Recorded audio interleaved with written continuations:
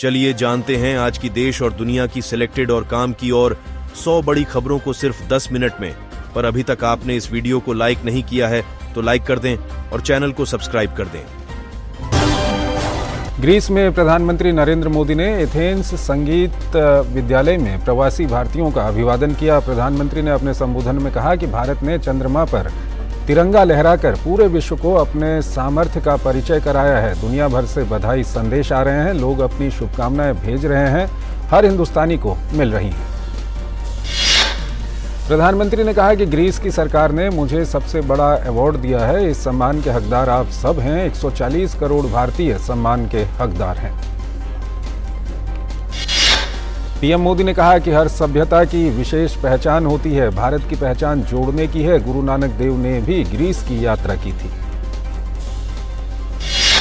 प्रधानमंत्री ने कहा कि भारत की अर्थव्यवस्था तेजी से बढ़ रही है। पिछले 5 साल में ही 13.5 करोड़ नागरिक गरीबी से बाहर आ गए हैं। भारत की अर्थव्यवस्था बढ़ने के साथ ही आय में बढ़ोतरी हो रही है। भारत के लोग कमा रहे हैं, निवेश कर रहे हैं। राष्ट्रपति द्रौपदी मुर्मू ने आज राजयोगिनी दादी प्रकाशमणि की स्मृति में राष्ट्रपति भवन में डाक टिकट जारी किया। ब्रह्म कुमारी की पूर्व मुख्य प्रशासिका रही हैं राजयोगिनी दादी प्रकाशमणि।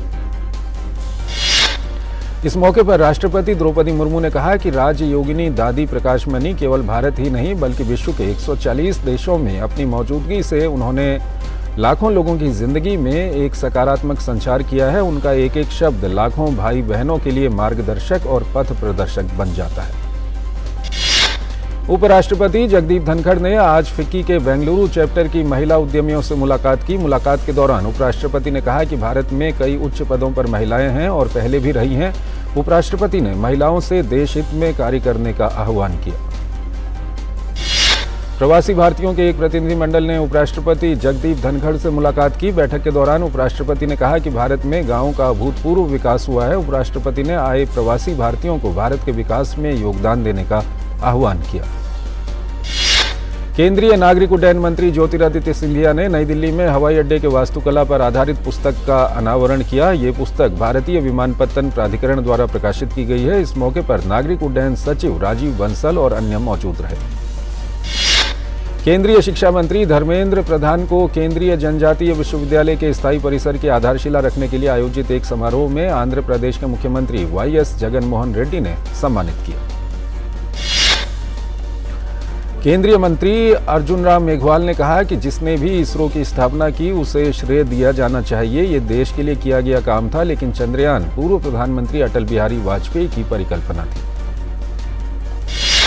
कोलकाता में केंद्रीय स्वास्थ्य मंत्री डॉक्टर मनसुख मंडाविया ने पश्चिम बंगाल में राष्ट्रीय स्वास्थ्य मिशन के तहत आयुष्मान भारत स्वास्थ्य अवसंरचना मिशन, ट्यूबरक्लोसिस एलिमिनेशन कार्यक्रम, आयुष्मान भारत स्वास्थ्य और कल्याण केंद्रों की व्यापक समीक्षा की। पश्चिम बंगाल के पानीहाटी में केंद्रीय स्वास्थ्य मंत्री डॉक्टर मनसुख मंडाविया ने नए राष्ट्रीय फार्मास्यूटिकल शिक्षा और अनुसंधान संस्थान परिसर की आधारशिला रखी। भाजपा प्रवक्ता सुधांशु त्रिवेदी ने कांग्रेस नेता राहुल गांधी और उनकी पार्टी कांग्रेस पर देश और प्रधानमंत्री का लगातार अपमान करने का आरोप लगाया। उन्होंने कहा कि विपक्ष में रहकर देश को कमजोर करना कांग्रेस की पुरानी नीति रही है। भाजपा प्रवक्ता ने कहा कि कांग्रेस नेता राहुल गांधी और कांग्रेस के चीन से क्या संबंध रहे हैं जो आज भी ये लोग देश की ना सोचकर केवल अपने हित में सोच रहे हैं। केंद्रीय आवास और शहरी मामलों के मंत्री हरदीप सिंह पुरी ने नई दिल्ली के विज्ञान भवन में निर्माण उद्योग में नई और उभरती भवन निर्माण सामग्री और प्रौद्योगिकियों को अपनाने विषय पर सम्मेलन का उद्घाटन किया। केंद्रीय मंत्री हरदीप सिंह ने कहा कि 2014 में भारत की अर्थव्यवस्था विश्व में 10वें पायदान पर थी और अब हम 5वें स्थान पर हैं। कुछ ही वर्षों में हम विश्व की 3 सबसे बड़ी अर्थव्यवस्थाओं में होंगे, इसमें किसी को कोई संदेह नहीं है। हरदीप सिंह ने कहा कि 2030 में जब विश्व सतत विकास लक्ष्य के एजेंडे का उत्सव मना रहा होगा, भारत की शहरी जनसंख्या 600 मिलियन से भी अधिक होगी और 2047 से पहले ही भारत $26 ट्रिलियन अर्थव्यवस्था होगा। हरदीप सिंह ने कहा कि भारत विश्व के विकास का केंद्र होगा। जयपुर में G20 व्यापार और निवेश मंत्री स्तरीय बैठक के बाद प्रेस कॉन्फ्रेंस के दौरान केंद्रीय मंत्री पीयूष गोयल ने कहा कि हमें खुशी है कि भारतीय अध्यक्षता में कई मध्य पूर्वी देशों को WTO की बैठकों में शामिल होने के लिए आमंत्रित किया। ये पहली बार है कि इस क्षेत्र के 4 देश G20 विचार विमर्श का हिस्सा हैं। केंद्रीय मंत्री पीयूष गोयल ने कहा कि वैश्विक व्यापार में MSMEs को एकीकृत करने पर ध्यान दिया है और हमने एक बहुत प्रभावी नियामक सहयोग तंत्र के साथ साथ व्यापार के लिए लॉजिस्टिक्स पर भी ध्यान दिया है, जिसकी चर्चा परिणाम दस्तावेज में की गई है। वाराणसी में शुरू हुई संस्कृति कार्य समूह की चौथी बैठक में G20 सदस्यों और अंतर्राष्ट्रीय संगठनों के प्रतिनिधियों के साथ मसौदा घोषणा पर चर्चा हुई। बैठक के दूसरे दिन केंद्रीय संस्कृति राज्य मंत्री मीनाक्षी लेखी ने कहा कि संस्कृति विश्व को जोड़ने का काम करती है। नई दिल्ली में केंद्रीय वित्त मंत्री निर्मला सीतारमण ने B20 शिखर सम्मेलन को संबोधित करते हुए कहा कि भारतीय वैज्ञानिकों में कई ऐसे युवक युवतियां भी शामिल हैं जिनके बारे में किसी ने कभी नहीं सुना होगा। उन्होंने कहा कि ये युवा भारत है जो अपनी प्रतिभा दिखाने का इंतजार कर रहा है। वित्त मंत्री निर्मला सीतारमण ने कहा कि अगले कुछ वर्षों में सतत वैश्विक आर्थिक सुधार बात करने का मुद्दा होगा। भले ही सभी अर्थव्यवस्थाएं कोविड महामारी से बाहर आने और उसके बाद सुधार आदि की कोशिश कर रही हैं, लेकिन विकास को बनाए रखना मुख्य प्रश्न बनता जा रहा है। B20 बैठक पर G20 शेरपा अमिताभ कांत ने कहा कि हम B20 की सिफारिशों की जांच करेंगे। भारत में सबसे अच्छी B20 बैठक हुई है। सुप्रीम कोर्ट ने साफ किया है कि CBI को ट्रांसफर हुए मणिपुर हिंसा मामलों का मुकदमा असम की राजधानी गुवाहाटी में चलेगा। सुप्रीम कोर्ट ने गुवाहाटी हाई कोर्ट के चीफ जस्टिस से एक या एक से अधिक जजों को जिम्मा सौंपने को कहा। सुरक्षा कारणों के मद्देनजर मामले की सुनवाई ऑनलाइन मोड में होगी। चारा घोटाला मामले में लालू यादव को मिली जमानत के खिलाफ सुप्रीम कोर्ट में CBI की याचिका पर सुनवाई 17 अक्टूबर के लिए टाल दी गई है। प्रधानमंत्री नरेंद्र मोदी की डिग्री विवाद से जुड़े गुजरात यूनिवर्सिटी द्वारा मानहानि केस में अरविंद केजरीवाल को सुप्रीम कोर्ट से राहत नहीं मिली है। निचली अदालत से जारी समन को चुनौती देने वाली अरविंद केजरीवाल की याचिका पर सुप्रीम कोर्ट ने सुनवाई से इनकार किया। कोर्ट ने कहा कि 29 अगस्त को हाई कोर्ट में सुनवाई की तारीख पहले से ही तय है, वहीं अपनी बात रखिए। चंद्रमा के दक्षिणी ध्रुव पर उतरने के बाद चंद्रयान 3 के लैंडर विक्रम ने अपना काम बखूबी शुरू कर दिया है। इसरो ने अब से कुछ देर पहले एक नया वीडियो जारी किया है। इस वीडियो में बताया गया है कि लैंडर से प्रज्ञान रोवर चंद्रमा की सतह तक कैसे पहुंचा। 9 से 10 सितंबर के बीच नई दिल्ली में होने वाली G20 की बैठक को लेकर दिल्ली पुलिस ने विशेष ट्रैफिक एडवाइजरी जारी की है। इसके तहत 7 से 8 सितंबर की रात से वाणिज्यिक वाहनों को दिल्ली की सीमाओं पर ही रोक दिया जाएगा। हालांकि इमरजेंसी सेवा के वाहनों समेत सब्जी, फल या दवा समेत जरूरी सेवा के वाहन को प्रवेश मिलेगा। मणिपुर पुलिस और केंद्रीय सुरक्षा बलों की टीमों ने सीमावर्ती और संवेदनशील इलाकों में तलाशी अभियान चलाया। इस दौरान पश्चिमी इम्फाल, पूर्वी इम्फाल, काकचिंग, कांगपोकपी और थौबल जिलों से 4 हथियार, 38 गोला बारूद और 8 बम बरामद किए गए हैं। साथ ही पुलिस ने राज्य के विभिन्न जिलों में सुरक्षा प्रतिबंधों के उल्लंघन के आरोप में 1581 लोगों को हिरासत में लिया है। बारामूला पुलिस ने जिले में 54 ड्रग तस्करों पर PIT, NDPS एक्ट और PSA के तहत मामला दर्ज किया है। जम्मू कश्मीर पुलिस का कहना है कि ये ड्रग तस्कर उड़ी, पट्टन, बारामूला, क्वेरी और टंगमर्ग उप डिवीजनों में सक्रिय थे। कावेरी जल विवाद पर बीजेपी सांसद तेजस्वी सूर्या ने कहा कि यह दुर्भाग्यपूर्ण है कि कर्नाटक के मुख्यमंत्री कावेरी जल मुद्दे जैसे गंभीर मामले पर राजनीति कर रहे हैं। मुख्यमंत्री हेमंत बिस्वा शर्मा की अध्यक्षता में असम कैबिनेट की 100वीं बैठक गुवाहाटी में चल रही है। कई अहम फैसले लिए जा सकते हैं। बिहार भाजपा अध्यक्ष सम्राट चौधरी ने नीतीश कुमार पर निशाना साधते हुए कहा कि ये नीतीश कुमार ही थे जिन्होंने चारा घोटाले में लालू प्रसाद यादव को जेल भेजा था। प्रधानमंत्री बनना चाहते थे, इसलिए भाजपा का साथ छोड़ा। बिहार के छपरा में एक दर्दनाक सड़क हादसे में 5 लोगों की मौत हो गई। यह हादसा तब हुआ जब एक स्कॉर्पियो अनियंत्रित होकर नहर में जा गिरी। दुर्घटना में एक व्यक्ति अपनी जान बचाने में सफल रहा। बिहार के भागलपुर जिले के नौगछिया में गंगा नदी के तट के पास एक झोपड़ी मिट्टी के कटाव के कारण बह गई। तमिलनाडु के मुख्यमंत्री M.K. स्टालिन ने नागपट्टिनम जिले में मुख्यमंत्री नाश्ता योजना का राज्यव्यापी शुभारंभ किया। केरल के वायनाड जिले के थलापूजा के पास आज एक जीप के खाई में गिर जाने से 9 लोगों की मृत्यु हो गई और 2 घायल हो गए हैं। उतार चढ़ाव भरे कारोबार के बाद शेयर बाजार में गिरावट। सेंसेक्स 365.83 अंकों की गिरावट के साथ 64,886.51 पर, और निफ्टी 120.90 अंकों की गिरावट के साथ 19,265.80 पर बंद हुआ। कारोबारी हफ्ते के आखिरी दिन रुपया अमेरिकी डॉलर के मुकाबले 13 पैसे की गिरावट के साथ 82.69 पर बंद हुआ। अंतर्राष्ट्रीय बाजार में कच्चे तेल की कीमतों में गिरावट का सिलसिला थम गया है। आज ब्रेंट क्रूड ऑयल 0.38% की बढ़त के साथ $83 प्रति बैरल ऊपर कारोबार कर रहा है। भारतीय सर्राफा बाजार में आज सोने और चांदी के दाम में गिरावट दर्ज की गई। सोना सस्ता होकर 59,600 रुपये प्रति 10 ग्राम हो गया है। वहीं चांदी की दरों में भी कमी आई है और अब ये 76,300 रुपये प्रति किलो हो गई है। भारतीय उद्योग परिसंघ ने यहां एक सम्मेलन में सड़क और राजमार्ग क्षेत्र पर जारी रिपोर्ट में कहा है कि भारत के सड़क और राजमार्ग क्षेत्र का विकास न केवल आर्थिक वृद्धि के लिए बल्कि अधिक समावेशी और संगठित समाज बनाने के लिए भी महत्वपूर्ण है।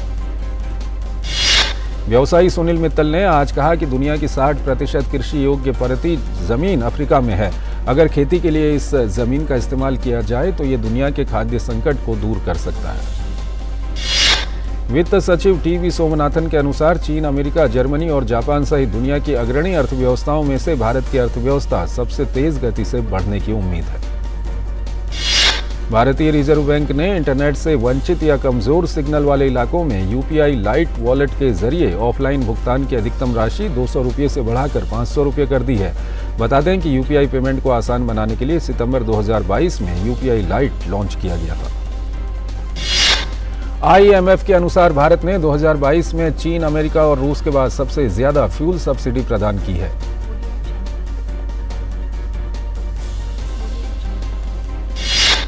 अमेरिका के पूर्व राष्ट्रपति डोनाल्ड ट्रंप पर चुनावी धोखाधड़ी मामले में कानूनी शिकंजा कसता जा रहा है। ट्रंप चुनावी धांधली मामले में सरेंडर करने के लिए जॉर्जिया जेल पहुंचे, जिसके बाद ट्रंप को गिरफ्तार कर लिया गया। हालांकि कुछ देर बाद ट्रंप को बॉन्ड पर रिहा कर दिया गया। फुलटन काउंटी जेल में ऐतिहासिक रूप से पहली बार एक पूर्व अमेरिकी राष्ट्रपति का मगशॉट लिया गया। ट्रंप के शासनकाल में व्हाइट हाउस के चीफ ऑफ स्टाफ रहे मार्क मेडोज ने भी चुनावी धांधली मामले में जॉर्जिया में जेल अधिकारियों के सामने सरेंडर किया। पाकिस्तान के इस्लामाबाद उच्च न्यायालय ने आज तोशाखाना भ्रष्टाचार मामले में अपनी दोष सिद्धि और सजा को चुनौती देने वाली पूर्व प्रधानमंत्री इमरान खान की याचिका पर सुनवाई को 28 अगस्त तक के लिए स्थगित कर दिया। पाकिस्तान की एक विशेष अदालत ने गोपनीय राजनयिक दस्तावेज लीक करने के एक मामले में पूर्व विदेश मंत्री शाह महमूद कुरैशी की रिमांड अवधि 3 दिन के लिए बढ़ा दी। जापान फुकुशिमा दाइची परमाणु संयंत्र से संशोधित रेडियो एक्टिव जल को प्रशांत महासागर में छोड़ने की प्रक्रिया प्रारंभ कर दी गई है। मॉस्को के वनुको और डोमोडेडो हवाई अड्डों से आज सुबह उड़ानों को निलंबित कर दिया गया। जानकारी के मुताबिक इससे पहले रूस के तुला और कलुगा क्षेत्रों में रहने वाले लोगों ने रात में हुए विस्फोटों के संबंध में सोशल मीडिया पर पोस्ट किया था। अमेरिका के शीर्ष जनरल ने कहा है कि यूक्रेन को जल्द ही F-16 लड़ाकू विमान मिलने की संभावना है। सत्तारूढ़ सोशलिस्ट पार्टी के प्रभुत्व वाली वेनेजुएला की नेशनल असेंबली ने एल्विस अमोरोसो को नेशनल इलेक्टोरल काउंसिल का प्रमुख नियुक्त किया। पोर्टलैंड के पास ओरेगोन के जंगलों में धुएं का गुबार दिखा गया। आग से उठते धुएं को सैटेलाइट के जरिए तस्वीरों में कैद किया गया है। विश्व एथलेटिक्स चैंपियनशिप में भारत के star javelin thrower Neeraj Chopra ने फाइनल में जगह बना ली है। डीपी मनु और किशोर जेना ने जेवलिन में फाइनल के लिए क्वालिफाई करने में सफलता पाई है। चीन में 23 सितंबर से 8 अक्टूबर तक होने वाले एशियाई खेलों के लिए खेल मंत्रालय ने 634 सदस्यों के हिस्सा लेने को मंजूरी दी है। निशानेबाजी विश्व चैंपियनशिप में भारत ने 8 स्वर्ण और 6 कांस्य सहित कुल 14 पदक जीते। विश्व बैडमिंटन चैंपियनशिप में चिराग शेट्टी और सात्विक साईराज की शीर्ष भारतीय जोड़ी क्वार्टर फाइनल में हार कर बाहर हो गई है। महिला विश्व कप की समाप्ति के बाद फीफा ने रैंकिंग जारी कर दी है। पहली बार फीफा महिला विश्व कप का खिताब जीतने वाली स्पेन की टीम को 4 स्थान का फायदा हुआ है। दूसरी तरफ सेमीफाइनल में स्पेन के हाथों शिकस्त खाने के बाद भी स्वीडन को रैंकिंग में 2 स्थान का फायदा हुआ है। खिताब की हैट्रिक लगाने से चूकने वाली अमेरिका की महिला फुटबॉल टीम को रैंकिंग में नुकसान उठाना पड़ा है। यूरोपीय चैंपियन इंग्लैंड को फाइनल में स्पेन से हार मिली थी। उसने अपना 4था स्थान बरकरार रखा है। फ्रांस के स्टार फुटबॉल खिलाड़ी करीम बेंजेमा का सऊदी प्रो लीग में अपना पहला गोल करने में सफलता पाई। सऊदी प्रो लीग में ही अल अहली ने अल अखदूद को 1-0 से हराने में सफलता पाई। आयुष्मान खुराना की फिल्म ड्रीम गर्ल 2 आज सिनेमाघरों में रिलीज हो गई। सुपरस्टार शाहरुख खान ने आज जवान का एक नया पोस्टर जारी किया, जिसमें बहुप्रतीक्षित फिल्म से उनके कई अवतार दिखाई दे रहे हैं। सनी देओल की ब्लॉकबस्टर फिल्म गदर 2 सिनेमाघरों में धूम मचा रही है। तो वहीं अक्षय कुमार और पंकज त्रिपाठी की फिल्म ओह माय गॉड 2 भी अच्छा प्रदर्शन कर रही है। फिल्म अभिनेता अमित साध ने भारत की सांस्कृतिक विरासत और विविधता को समझने के लिए मोटरसाइकिल से भारत की यात्रा पर वो निकल पड़े। अपनी इस यात्रा के बारे में बात करते हुए अमित साध ने कहा कि ये मेरे लिए सिर्फ एक यात्रा नहीं बल्कि भारत की आत्मा की खोज है। तमन्ना भाटिया की वेब सीरीज आखिरी सच का प्रसारण हॉटस्टार पर शुरू हो गया है। फिल्म बॉम्बे 4 भाषाओं में रिलीज होगी। संजय निरंजन द्वारा निर्देशित ये फिल्म 13 अक्टूबर 2023 को सिनेमाघरों में आएगी। सलमान खान की फिल्म किसी का भाई किसी की जान आज बांग्लादेश में रिलीज हो गई। एक्शन थ्रिलर फिल्म रक्तबीज 4 भाषाओं बंगाली, हिंदी, असमी और उड़िया में रिलीज होगी।